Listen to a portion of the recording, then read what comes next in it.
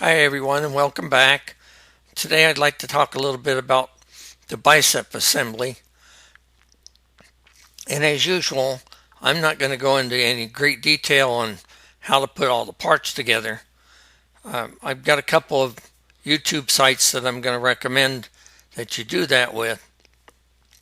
So I don't go into those details. I don't have the camera work for it. These two sites that I'll send you to have got excellent camera work. So go there for details on how to put all the parts together. I'm going to focus more on the alignment side of the bicep, especially the the elbow joint today. Sorry about that. I couldn't get it out. So we'll focus on the elbow joint today, and I'll kind of look at it from three ways. First is the mechanical alignment, then the electrical alignment, and then you have to combine the two together to get a working elbow joint. So that's kind of the direction we're headed in. I hope it helps you to see what's going on. I'll be working from a couple of fixed videos, fixed pictures, and a short video. And if everything goes well, a live demonstration at the end, if my camera works out good for me. We'll see how that goes. Let me shrink myself down, get out of the way, and get serious about getting all this to work. I like to start out here and give Gail his due. He's the creator of the robot. So, hi Gail, good to see you. Let everybody know where to go to find out how to get there. I was telling you about two sites that I recommend. Let me pull them up here real quick for you.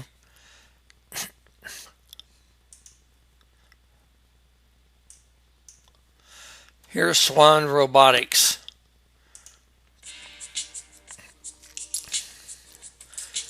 And you can see the quality of his camera work. I can't compete with that. So why should I? Let me just reference you to his good work. And then over here, this is Cyber One. He's building Fred. And look at the quality of his videos. If you want to eat healthy and feel your best, get past the commercials there. But you get the idea. We'll skip the ads there as well. So you get the idea of what's going on.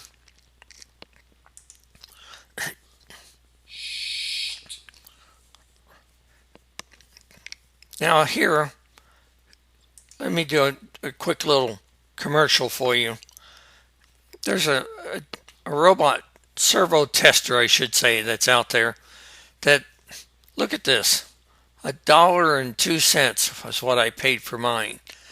Right?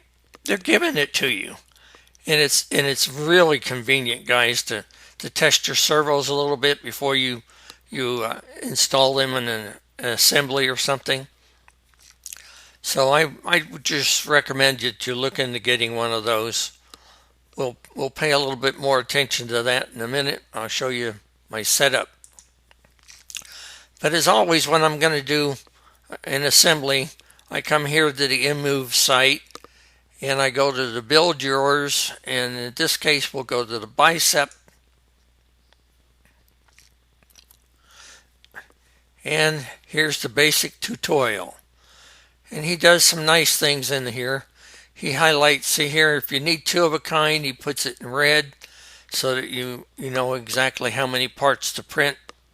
Here's the right bicep, and then here's the left bicep.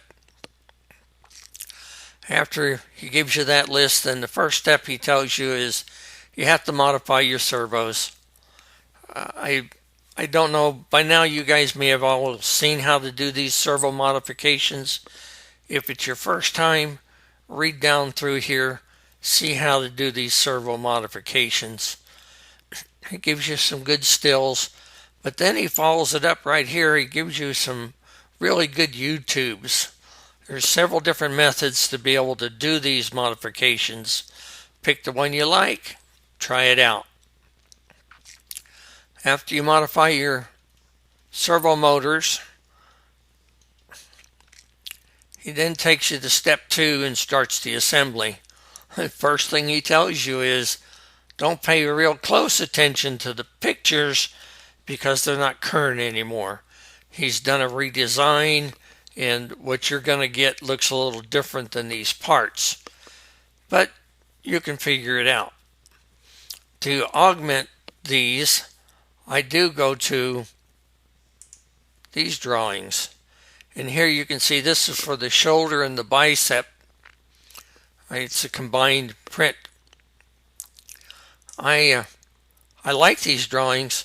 They give the names of the parts and their relationship to each other.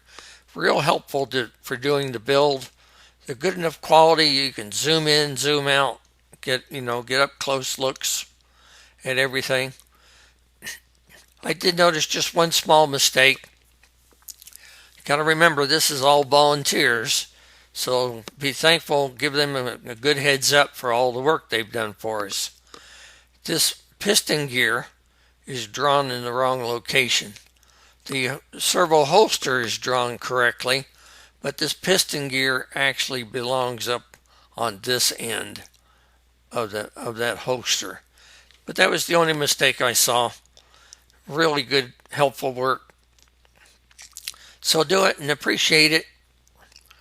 It's a good augment for, and again, even on the shoulder, it worked good for me. So as you go down through here, he'll walk you through step by step. Though it's not all current, it's still a good first step. Right? Follow it up with a YouTube video, and you'll be very successful at building the bicep. All the way down, I'm not going to scroll all the way down, guys, but down below towards the end, he starts getting into the alignment, how to hook everything together, which is what I'm going to focus on today. And so just read down through there, augment it with my video.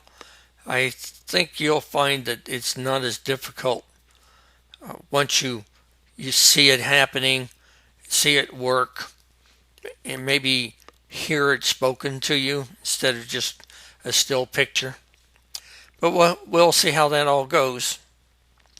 So with that said, let's get in here and get started with the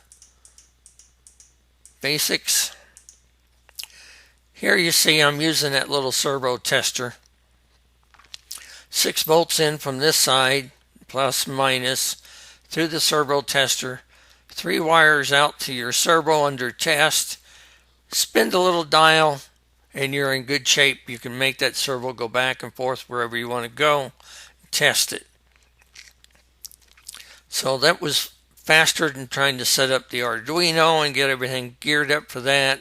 Much faster than my robot lab, but it's a simple test. Really all you're doing is saying, does my servo work? Okay. Beyond that, we need to, I go to my robot lab, and you'll see why here in future pictures. Today, what I have is I have my 6-volt power supply. I have a breakout board. All these wires do nothing right now. They're just in storage. They're left over from when I tested my hand, where I needed 5 fingers to move. But all the way down here at the bottom of the board, you see I take out +5 and I'm at +6 and -6, and I run them out to a servo. Then I have my Arduino Uno being powered up from the computer and hooked up to my robot lab. And on pin number 3, I'm bringing out the yellow wire to act as the control for that servo. In addition, there's one important wire here, this white wire. This is from Uno ground to -6 volts on the power supply.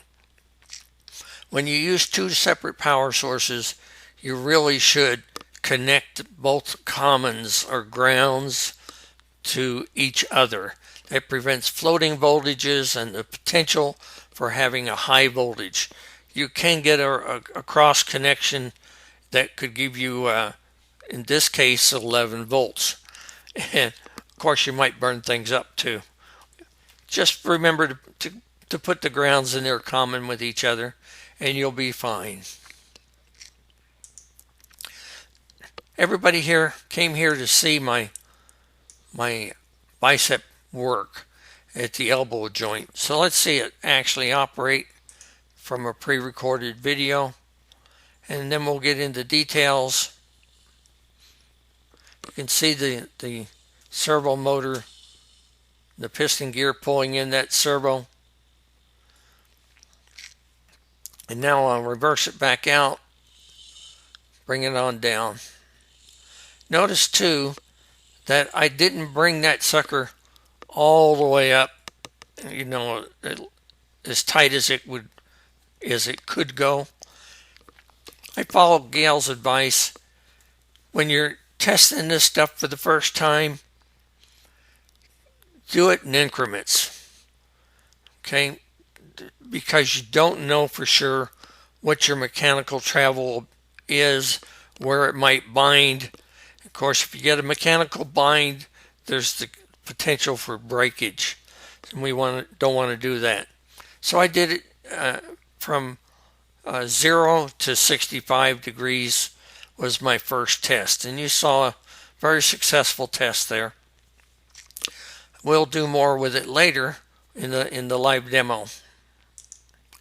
From a still picture here, I want to point out some things that I've done. First, of course, you can see the piston gear here coming. That will cause the arm to travel in and out. See how the wires are mounted over the top and down behind the servo wheel. That's because you don't have any clearance here on the sides. You have to route those wires down on the face of that servo. And I used hot glue to hold everything in place. I just kind of laid it in place. You can maybe even see it there. I tacked it in place here in a couple of places with a hot glue gun. Then this is a 8 by 25 millimeter bolt, and this is an 8 by 70 millimeter bolt. Those sizes weren't readily apparent. Pardon me. I had to do a little shopping to find a good fit. I will replace these regular nuts with a locking nut as soon as they arrive. They're probably sitting off the coast in one of those boats from China. They'll get here someday. But the reason I'm going to go with locking bolts is that if I were to put a wrench on these and tighten those suckers down tight enough that I could get them to stay and I knew they weren't going to come loose and back out, I would literally be pinching all the parts together, and I would pinch and put so much resistance that the servo motor would be fighting to try to make anything move, because I'd have a pinch point here at the pull point, and I would have a pinch point here at the pivot point. So don't want to do that. So I'll get locking nuts and I'll run them in just tight enough to where they just kind of come up against the plastic, and I'll stop. That way I give the most freedom to those pivot points. The next thing to point out, and Gail shows you this way down in the bottom of that tutorial, okay, he goes into setting the gap. And I'm going to pull this picture up so you can see it a little clearer. Right here, this is the gap he's talking about. The first thing you do is that mechanical alignment. You have to assemble it just like you see it here. You have to put that piston gear in. You have to hook up the pull point, and of course you have to hook up the pivot point. Then you move this piston gear in and out until you get a gap down here. That's going to determine how straight you can get that arm to lay down. Okay, but you do have to have a gap in there to keep this, because if you let these two touch, you're creating a mechanical bind, and if the servo's not at zero, you're going to possibly break something. There's no set amount for that gap. Eyeball it till you're comfortable with the gap. We can, in the electrical part, we can do a little adjustment on that. So it's not super critical. Just leave a little gap. Mine's about 1/8 of an inch, I think, something like that. All right, let's move on to the next shot here. Now, to finish off that mechanical alignment, Gail tells you, okay, don't move the parts or mark the parts. Let me just tell you, mark the parts. You're not going to be successful at disassembly unless you mark those parts. In the real robotics world, when I worked for General Motors and Saturn Corporation, we used to call these marks mechanical witness marks. And they're a quick and dirty check if you're troubleshooting or doing an alignment like we are right now. You put it in the you put it in the calibration jigs, and you move all the robot motors to where they're supposed to be. And then you take the jig off and you send everybody to what's called the home position. And then we took a steel chisel and a hammer and we just smacked each one of those joints, and we left a scar, a score. We referred to those as mechanical witness marks.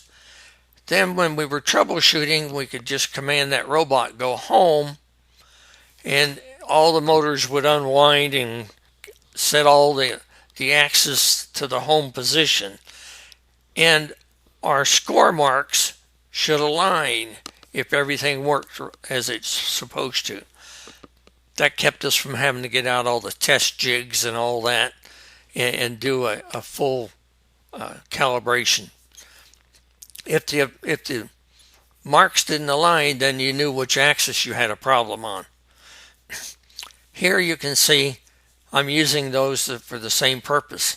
This gives me a mechanical alignment that remembers that gap that we set, right? We moved everything. We moved that piston gear and we laid that arm out till we got that little bit of a gap.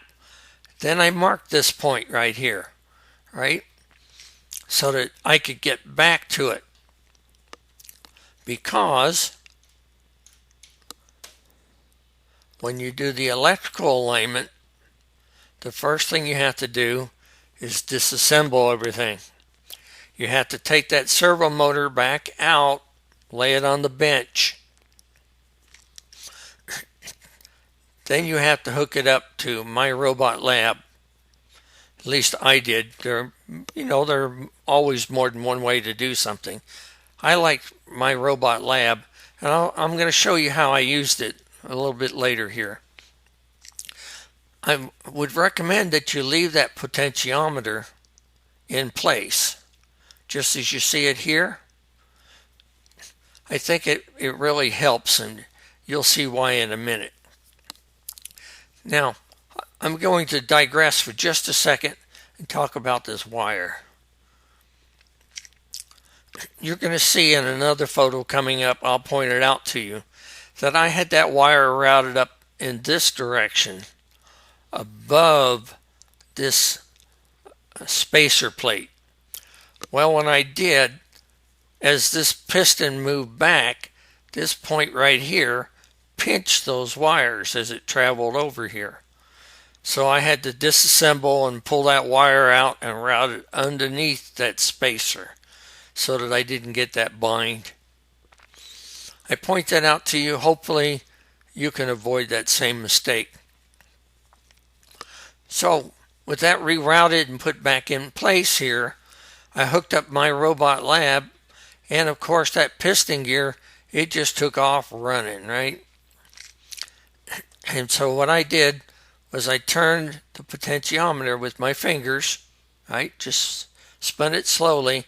You'll see that piston gear begin to slow down and eventually stop. That's your electrical 0 point. Now you know where your electrical 0 point is. You know where your mechanical 0 point is. So you drop your gear in and you lock it in place so that your mechanical witness stays here and your servo motor remain quiet or stationary. Then you know you're within tolerance on that gear. You can see you have to play with it a little bit. It's not, you know, it's not a perfect alignment, but you can see it's close enough to be able to judge that I'm where I'm supposed to be. So now that I've got that in place, my motor is stationary, my electrical potentiometer is aligned to my mechanical pivot point, I'm good to go. Now I'm ready to test. So I turned off my power and I reassembled.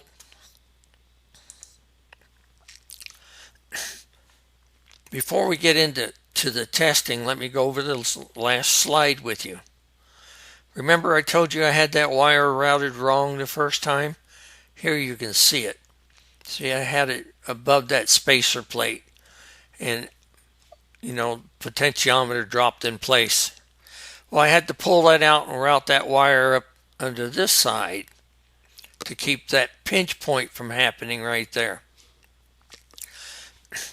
Now, I also put this slide in because I did something a little different. You can see the two screws here where he says, use a couple screws and screw that pot down in place. Well, that's a tight little spot, kind of hard to get to if you need to do any work in there. And of course, as you saw, I'd already screwed it up once. So I was glad I did it my way. What I did was I got my hot glue gun out and I put a dab of hot glue right here to hold that pot in place instead of screws. That allowed me, when I had to correct this mistake, that allowed me to come in with a miniature pair of needle nose, pinch that hot glue, give it a little bit of a wiggle and twist and pop it free, and then I was able to lift that pot out of there without having to fight a screwdriver and all the funny little angles. So that's just something I elected to do. I'm going to back up a slide too. When I set this plate in place to hold that gear on, there was a lot of slop, and I was concerned about it staying. So I just put a little dab of hot glue here and a little dab of hot glue there, and I had a nice stationary clamp. So no worries for that either. Now, with all that said, let's see if we can do a test run on this. Okay, hit the wrong button there, Jim. Now, to do the test run, I need to start up my robot lab. So I'm going to go to a command prompt. Now, I'm on Windows 10, and as typical for Windows, when you drop out of the command prompt, you drop out in your user folder. Everything I need is in a folder called My Robot Lab. So I'm in the wrong place to be able to start that program. So I could go in there and I could manually, do all the stuff and get to the right place and start up My Robot Lab. Or, being as lazy as I am, I wrote a bat file. It's a simple little one. I do a change directory. That gets me back out to the C drive. Then I did a change directory to my robot lab, which is the folder that's got all the files that I need. And then I instructed Java to run the my robot lab jar file. And you'll get to see that work. Let's see how it works now.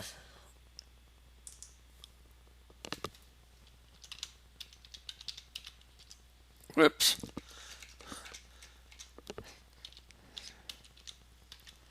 Almost did it wrong. I'm going to run my little startup.bat file.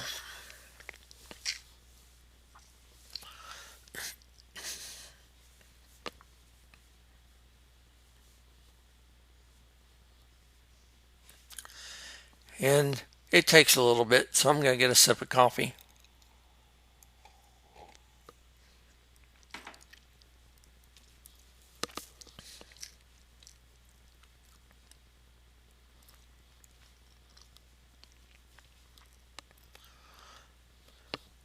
A lot going on in the background there.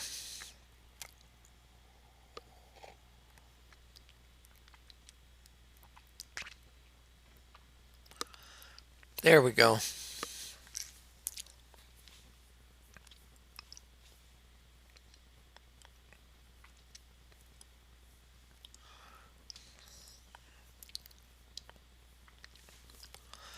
Now, I'm running the new version of my robot lab. I came into the game late enough that they had this second version developing, so I wasn't real fond of the first one. Since I was just getting started, I decided why not just go with the newest and learn it as I go. So here I am in Chrome, and I get a tab for my robot lab. I'll go to the intro screen. I did an earlier YouTube video on my robot lab and how I installed it and how I got it going and what all these symbols here mean and all that. So if you haven't played with my robot lab, look for my YouTube video on my robot lab and get introduced to it a little bit. But I'm sure you'll get the idea of what I'm doing here as we go along. So I'm going to go to the fingerprint and I'm going to begin the move. So this is really the main screen that you'll work from. Nothing's happening other than I've got the main screen. But here under services, I've discovered a start all.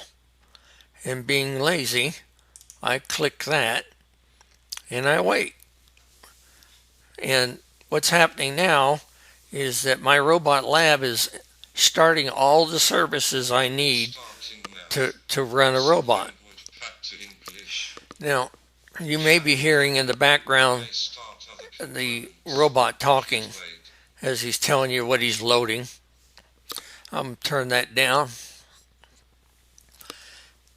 When it's all done, over here under IO1, it will list all the services that are running. So watch for that, guys. While that's doing that, I'm going to go out here and find out what COM port I'm on. So I'll go down to the Start menu. I'm going to right click. Instead of left click, I'm going to right click. Go to Device Manager.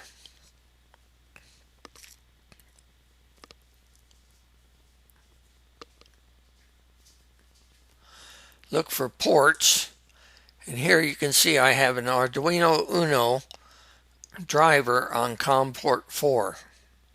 So I know it's COM port 4 that I want to use.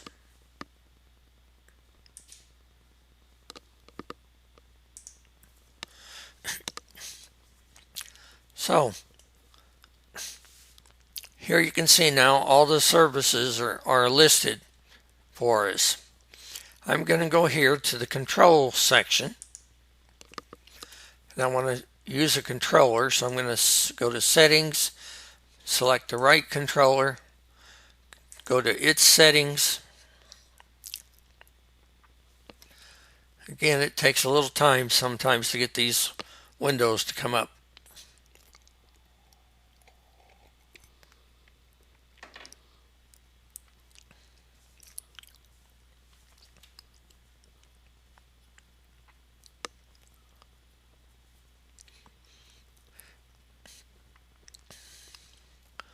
You can see over here things are happening. There, finally we got it.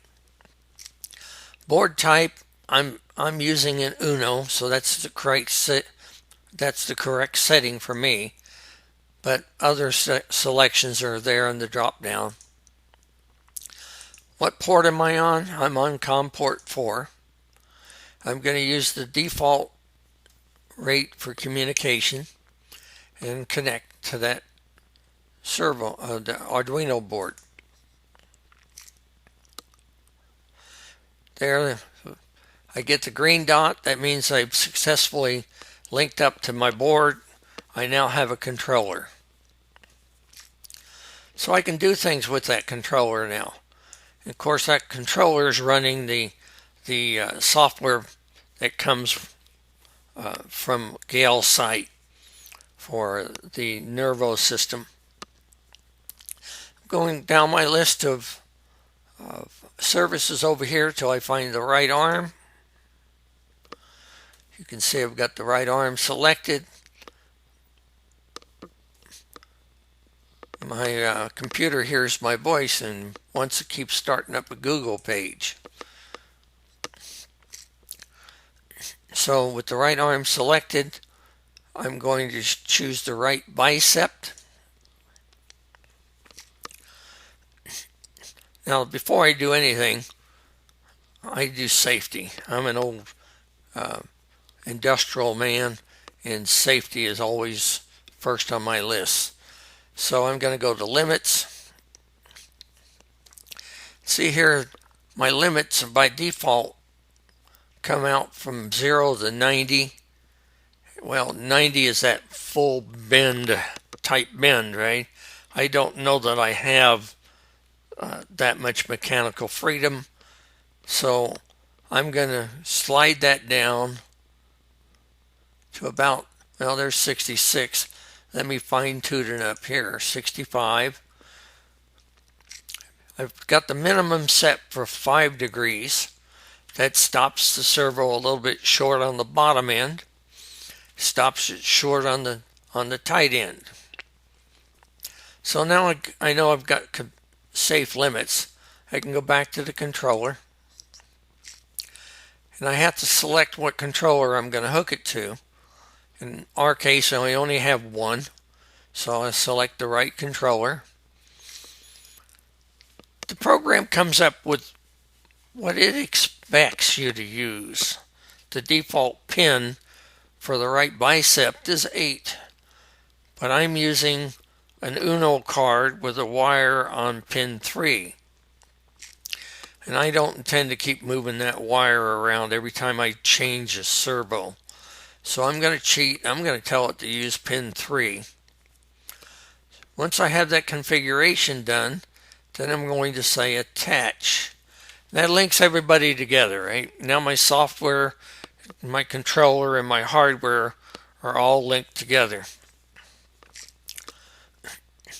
And I can go to basic, and I can begin moving my slider here now, and I should be able to control my elbow. So what I need to do for this live demo is I need to set my camera up so you can see it. So I'm going to enlarge my picture.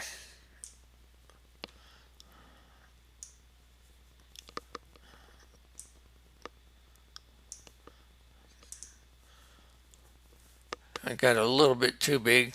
Here, I can move this one. There. Okay, now I'm going to pause. I'm going to move my camera around and get set up and see what I can do to show you my elbow actually working. Okay, now I've got everything set up. It looks like a pretty good camera view. I'll point a couple of things out to you. Here I am. Here's my mechanical witness mark. Everything's aligned. The piston gear is fully extracted. You can't see it on the camera, but I'll confirm that my gap is here like I expect it to be. Everything looks good. So let's see what we can do about moving this arm. I'll grab my slider here and I'll pull it on out here. You can see the arm raise up and it times out right when you stop. Let me explain why that's timing out. Here under advanced, see the auto disable is on and it's set for 3 seconds. So when I move this slider, I get power and I move to the point that I direct it to. Once it's there, 3 seconds later, power is removed from that servo. That's a nice power saving feature. I'm sure that's the primary reason he's done it, because we are operating on batteries. But it's also pretty helpful if you should happen to have a mechanical bind. It at least shuts down quickly. It helps prevent breakage. I'll go back to the basic screen. Another thing I'll point out to you is the rest. This is the point that you go to when you speak to your robot and tell it to go to rest. So whatever point you've got that set to is where it's going to go to during the rest. And you set that right here. Right? In my case, it's at 5 degrees, and I like it there. So I'm going to leave it. But I can just click rest, and my arm will automatically go down. See the energized bar there go away? 3 seconds. My power was removed. So let's just swing that sucker on up. Look how nice and smooth that's operating. And there I've got my limit set. I'm all the way up to 65 degrees. I'm really happy with that, guys. When I get a little grease on that, I'm running it dry right now because it's still being tested. But when I get a little grease on that, that's going to be pretty quiet, isn't it? Now, before I do anything else, I like to move off all the limits before I make any adjustments. Go to my limit. Now that I know I can safely get to 65 degrees, I can increase my freedom of movement. Let's increase it to 75 degrees. There's the 65 we were at. You can see here, I still have piston left, right? So let's pull it on up a little bit more. There's 70. I still got piston left. See there? There I am at 75. I still have piston left.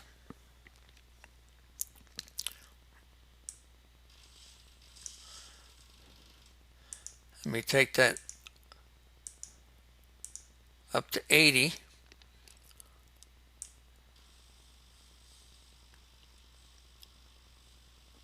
$76, $79, there it is at 80. And I still have some piston left.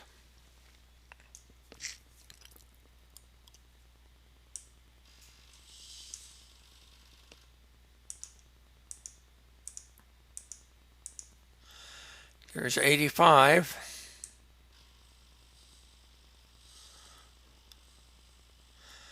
Now I went straight to 85 without playing much with it. As you might imagine, I've already tested this before I started the video. But you see the process that I'm going through here to test that. That's kind of what Gail's trying to point out in his text during the tutorial. Move it a little at a time until you're satisfied with it. I took mine all the way to 90. 90 looked good. Wow, I thought full 90-degree movement. I thought that was real good. But then I noticed when the auto timeout feature kicked in and power was removed, I noticed that without the power, that it was actually screwing back out a little bit, coming to a rest position. So that told me that the servo was actually binding up internally up in here. Okay, well, you can't see that on the camera. Let me spin that around. Okay, that piston gear was coming up in here and was probably binding, rubbing on inside here. And when you removed the power, then it relaxed and spun back out to get rid of that bind.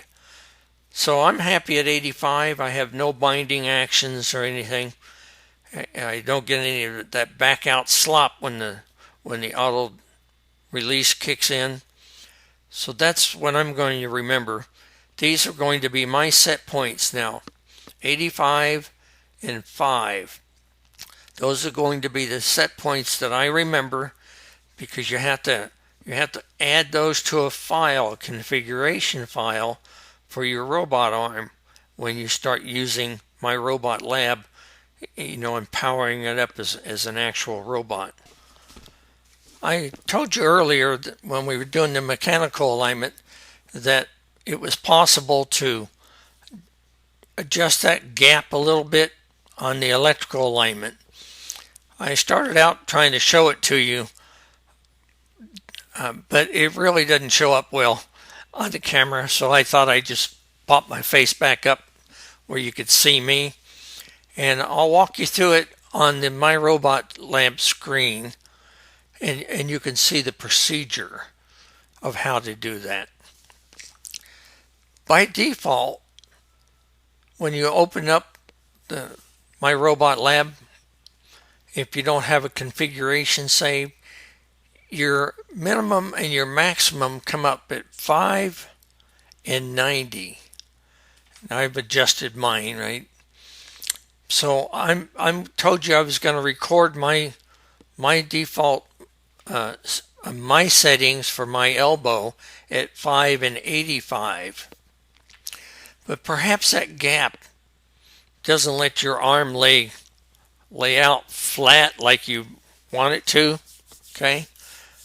Perhaps it's got a little bit of a bend in it. You want to try to flatten it out more.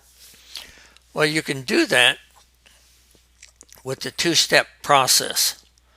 First, you have to take your minimum setting and run it down. If you run your minimum down, then as you run your slider, of course that arm will flatten out more, and you could run it all the way to 0 if you elected to. And I played with it by running it to 0 and using my reset button. Now you see here, my reset is set at 5 right now. So I dropped it to 4, went to basic, hit my reset button, and let it move the angle 1 degree. And I checked my gap. My gap still looks good. I still got plenty of gap. So I went back to my limits and I set my reset to 3. I went back to the basics. I hit reset and I moved it 1 more degree. And I checked. My gap still looked good. I was happy. So that's how you can adjust that low end and get that arm to lay flatter if you need a little adjustment on that low end. But I was happy with 5. I'm going to go back, set my limits up, set my minimum back up to 5, set my reset back up to 5. And that's what I'm going to record for this elbow. I'm happy. I like what I have there. Okay. I'm going to have to move that There, get back onto the positive side. Okay, now if I hit my reset, see I come back to 5 and I stop. Okay, so you can see, I think I've shown you enough that you can play with your controls, you can play with the mechanical arm. I think you can work out your details now. I hope that helps. I'll see you on the next video. Have a good day.